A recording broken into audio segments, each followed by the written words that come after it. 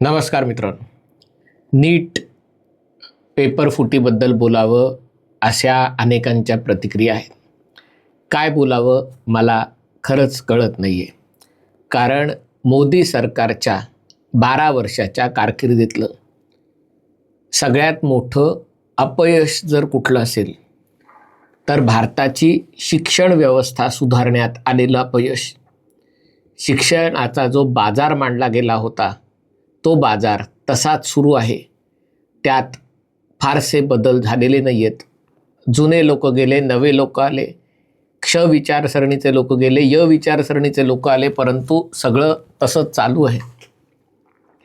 नीट ही परीक्षा साधारणतः 24 ते 25 लाख विद्यार्थ्यांच्या जीवन मरणाचा प्रश्न असतो. कारण 24-25 लाख विद्यार्थी ही परीक्षा देतात आणि सगळे मिळून सरकारी, खाजगी, आरक्षित, अनारक्षित सगळे मिळून जवळपास 1 लाख विद्यार्थी त्यात पुढे जातात आणि डॉक्टर होण्याच्या मार्गावर, डॉक्टर, डेंटिस्ट, आयुर्वेदाचार्य म्हणजे त्यांचा मार्ग सुरू होतो. नीट अशासाठी सुरू झालं कारण पूर्वी फक्त सरकारी वैद्यकीय महाविद्यालय असायची, नंतर खाजगी सुरू झाली, डीम्ड युनिव्हर्सिटी सुरू झाल्या, प्रत्येकाची वेगळी परीक्षा आणि देश पातळीवर मुलं ॲप्लाय करायला लागले आणि त्यामुळे किती वेळ मुलांचा ह्या परीक्षेच्या, वेगवेगळ्या परीक्षा त्या द्यायच्या, त्याच्यात उत्तीर्ण व्हायचं, ॲडमिशन प्रोसेस, आणि त्यामुळे एक राष्ट्रव्यापी एक परीक्षा असावी हा विचार पुढे आला 2013 साली. म्हणजे खरं UPA सरकार अखेरच्या काळात, आणि ते सुरू करण्याचा प्रयत्न झाला. मग तो पुढे ढकलला कारण विरोध केला, कारण कमाईचे धंदे हे सगळे, आणि त्यामुळे अनेक राज्यांनी त्याला विरोध केला. पुन्हा पेपरफुटी झाली, मग पुन्हा सर्वोच्च न्यायालयाच्या हस्तक्षेपानंतर नीट सुरू झाली, पण ती काही नीट चालली नाही. आत्ताचा जो प्रकार आहे तो साधारणतः 2 मेला त्याची सुरुवात झाली. या परीक्षेत विचारले जाणारे प्रश्न एक टेस्ट पेपर म्हणून किंवा गेस्ट पेपर म्हणून सर्क्युलेट झाले होते आणि त्याच्यामध्ये एकूण जे 400 सव्वा 400 काहीतरी प्रश्न होते, त्यातले 100हून जास्त प्रश्न आधीच प्रसिद्ध झाले होते. जे कोणी याच्यामध्ये सहभागी होते आणि त्याच्यामध्ये महाराष्ट्रातलेच आणि नाशिक भागातले, म्हणजे नाशिक हल्ली काही थांबायचं नाव घेत नाही आहे. खरात ते खैरनार जोरदार प्रकरणानंतर प्रकरणं बाहेर येत आहेत. इथे डॉक्टर शुभम खैरनार म्हणून त्याचं नाव, तो स्वतः आयुर्वेदिक BAMSला त्याने ॲडमिशन घेतली, पण तो कॉलेजला गेलाच नाही आणि तरी स्वतःच्या नावामागे डॉक्टर शुभम खैरनार लावून, आपल्याकडे राजकारणात ते अनेक डॉक्टर असतात असे, ते स्वतःच्या नावामागे डॉक्टर लावतात, तसेच हे डॉक्टर. आणि खरी याची सगळ्याची सुरुवात राजस्थानमधून झाली, कारण राजस्थान हे सगळ्या स्पर्धा परीक्षांचं कोटा आणि इतर सगळ्या भागाद्वारे केंद्र आहे आणि तिकडनं तपासाला सुरुवात झाली. धागेदोरे महाराष्ट्रापर्यंत आले. अशी चर्चा आहे की 10 लाख रुपयाला एक संच घेऊन तो 15-15 लाख रुपयाला विकायचा, असे धंदे सुरू होते. आणि एका मुलाला हे प्रश्न मिळाले, त्यांनी ते आपल्या वडिलांना पाठवले, त्यांनी केरळमध्ये मिळाले, राजस्थानमध्ये पाठवले, त्यांनी तक्रार दाखल केली. त्याला व्हिसल ब्लोअर म्हणतात, जागल्याची भूमिका बजावणारे. आणि आता तर खरं तर ही परीक्षा एक नॅशनल टेस्टिंग एजन्सी NTA कडनं घेतली जाते आणि तरी देखील त्याच्यातले गैरव्यवहार काही थांबायचं नाव घेत नाही आहेत. नंतर जेव्हा चक्र फिरायला लागली तेव्हा लक्षात आलं की खरंच म्हणजे 1/4 प्रश्न त्याच्यातनं लीक झालेले आहे. परीक्षा अशी असते की तुम्ही पेपर द्यायला लागलात की एक बरोबर उत्तर दिलं की अधिक 4 मार्क मिळतात, चुकीचं उत्तर दिलं की 1 मार्क कमी होतो. पुन्हा म्हणजे तुमची काठिण्य पातळी, आणि तसं तुम्ही जितके जास्त प्रश्न बरोबर उत्तरं द्याल, त्याच्यामध्ये 12वी पास, भौतिकशास्त्र, जीवशास्त्र, रसायनशास्त्र ज्यांनी घेतलं असलं पाहिजे, 12वीच्या परीक्षेत काही मार्क मिळाले असले पाहिजेत, असं त्याचा शिक्षणाशी संबंध सुटून बरीच वर्ष झाली. माझा नीटशी संबंध नव्हता, नेटशी संबंध होता. मी नेट नॅशनल एलिजिबिलिटी टेस्ट कॉमर्समध्ये पास झालो होतो, पण कधी शिकवायचा योग आला नाही. पण आता वाटतं बरं झालं, जर प्राध्यापक झालो असतो तर काय बसबसपुरीत फसलो असतो. जे कानावर पडतं आहे ते भयंकर आहे, भयंकर आहे. कोणावर आरोप करत नाही आहे, कारण आरोप करायचे तर पुराव्यानिशी आरोप करावे लागतात. पण जी चर्चा आहे ती अशी आहे की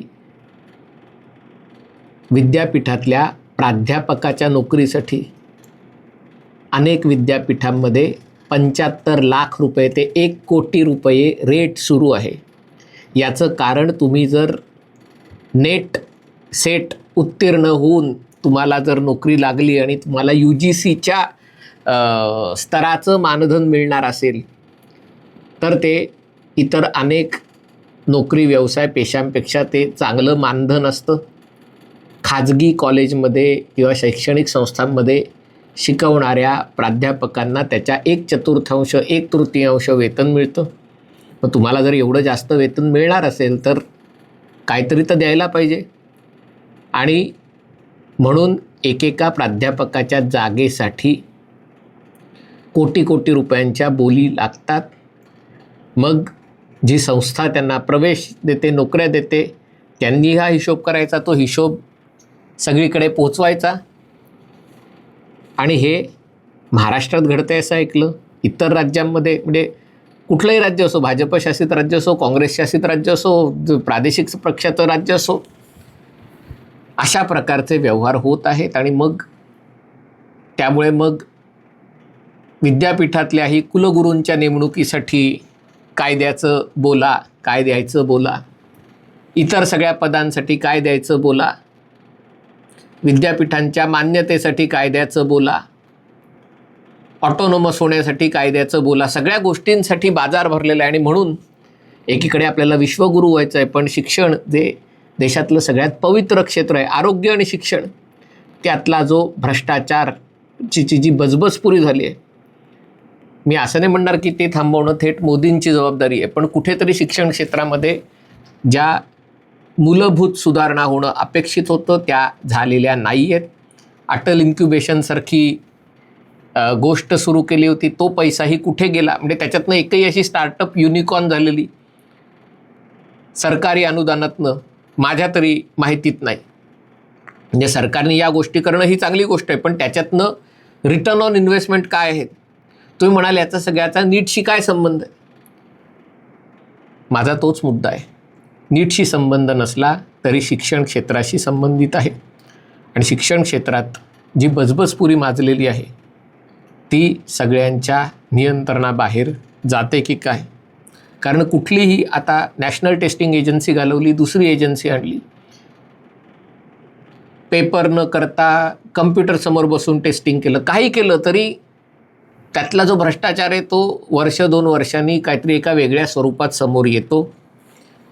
बऱ्याच वर्षापूर्वी मला मुंबई विद्यापीठातलं परीक्षा केंद्र आहे, तिथे तर काय गंमतच गंमत आहे. आता कैसे सुधारलं माहिती नाही, कारण बरीच वर्ष झाली त्याला, पण इतकी गंमत जम्मत चालते. म्हणजे त्या परीक्षा केंद्राच्या खालीच बँक आहे, तिकडे बँकेत शिरणारे लोक परीक्षा केंद्रात जातात. काय काय प्रकार ऐकले. असंही ऐकलं की तिथे जे क्लार्क असतात बसलेले ते मार्क बदलतात.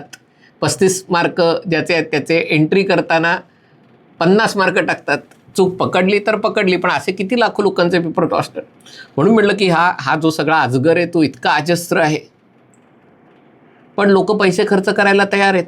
कारण अशी एखादी परीक्षा वैद्यकीय क्षेत्राचा दरवाजा उघडत असेल ज्यातनं भविष्याची, अर्थात ते काही सोपं नाही, त्याच्यानंतर अनेक वर्ष तुम्हाला शिक्षणासाठी घालवावे लागतात, त्याच्यासाठी डोनेशन, त्याच्यासाठी उत्तीर्ण होणं, प्रॅक्टिस बसवणं, नोकरी मिळवणं, खूप पुढची गोष्ट आहे. पण तरी देखील लोक पैसा खर्च करायला तयार असतात. आणि जिथे लोक पैसा खर्च करायला तयार असतात तिथे लोक पैसा घ्यायला तयार असतात.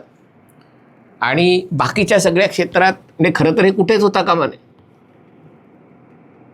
प्राथमिक शिक्षणातही हीच गोष्ट, अनेक राजकीय नेत्यांनी सगळी कॉलेज काढली, टीचर ट्रेनिंग कॉलेज काढली, त्यांनी हे प्रकार सुरू केले.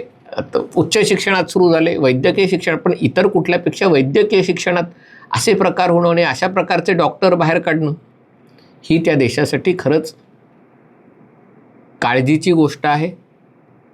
याचं उत्तर काय आहे मला माहिती नाही, कारण अनेकदा असं होतं की या परीक्षा थेट सरकार घेत नाही. त्याची जी एक नियमन करणारी बॉडी असते, पूर्वी जे एक मेडिकल काउन्सिल ऑफ इंडिया होती, त्याचा मी तेव्हा काम करत होतो ORFमध्ये, तेव्हा त्या मेडिकल काउन्सिल ऑफ इंडियाचे अध्यक्ष कुठेतरी कार्यक्रमात एका प्रमुख पाहुणे आल्यानंतर त्यांचंच नाव त्या भ्रष्टाचारात अडकलं आणि त्यांना अटक झाली.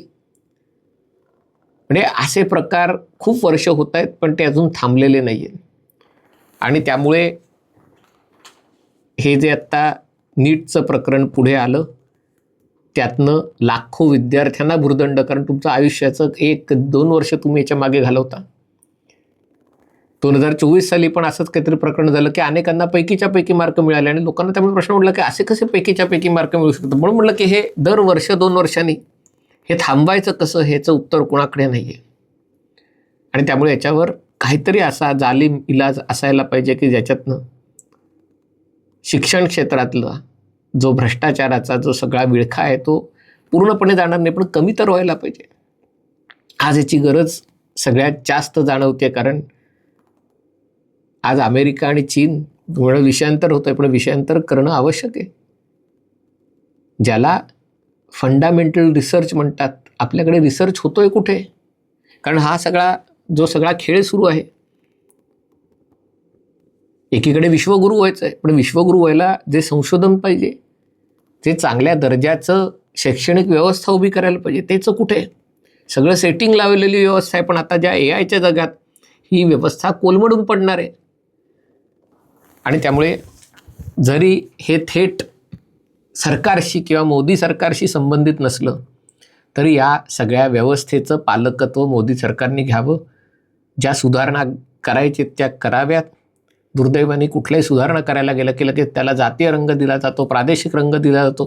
तामिळनाडूमध्ये तर ते स्टॅलिन वगैरे तर सगळे विरोध करत होतेच की हा तामिळनाडूच्या अस्मितेचा प्रश्न आहे, आमच्याकडे चांगली मेडिकल कॉलेज आहेत, आम्हाला तिथे बाहेरचे लोक नको आहेत.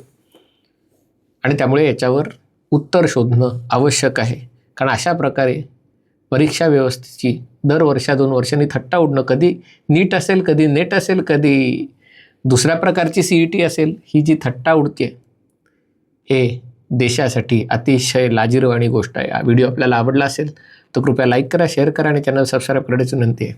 तुर्तास इथेच थांबतो. पाहत रहा MH48.